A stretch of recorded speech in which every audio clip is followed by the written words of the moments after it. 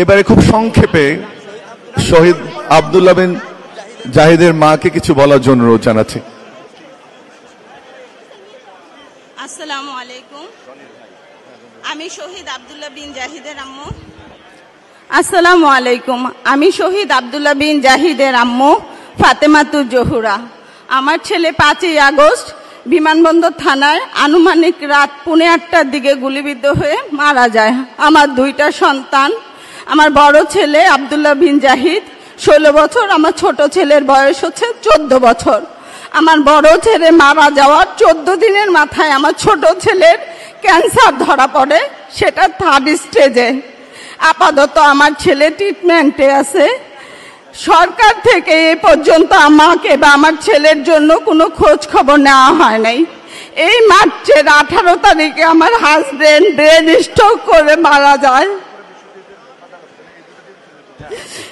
আমরা বিএনপির পরিবার থেকে আমার ছোট ছেলে জিসানের ট্রিটমেন্ট বাবদ যাবতীয় খরচ বহন করে তারা আমার খোঁজ খবর নেয়।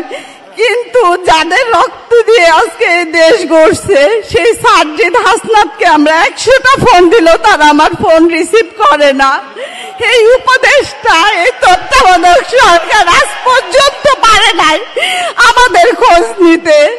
আমার হাজবেন্ড মারা গেছে আজকে 3 মাস।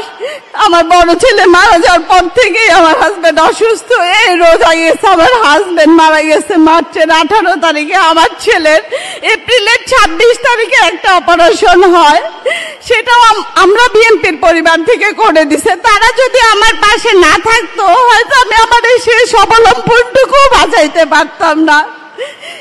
এই শুক্রবার 4 তারিখে আমার ছোট ছেলের আরেকটা অপারেশন হবে। সবাই আমার ছেলের জন্য দোয়া করবেন, কিন্তু আমার ছেলে রক্তের বিনিময়ে যারা এই দেশ গড়ছে তারা তো আমাদের খোঁজ এখনই নেয় না, পরে আর কি নেবে। আমরা বিএনপির পরিবার যদি আজকে আমার ছেলের সাথে আমার সাথে না থাকতো তাহলে আমাদের রাস্তায় দাঁড়ায় ভিক্ষা করতে হইতো, আর নাইলে আমার ছোট ছেলেও আমার কাছে থাকতো না। আমি আমার পক্ষ থেকে, আমার ছোট ছেলের পক্ষ থেকে আমরা বিএনপির পরিবারের রোমান ভাই, মিথুন ভাই, Mirza Fakhrul sir, Tarek Rahman sir, Rizvi sir সবাইকে অসংখ্য ধন্যবাদ জানাচ্ছি। আসসালামু আলাইকুম।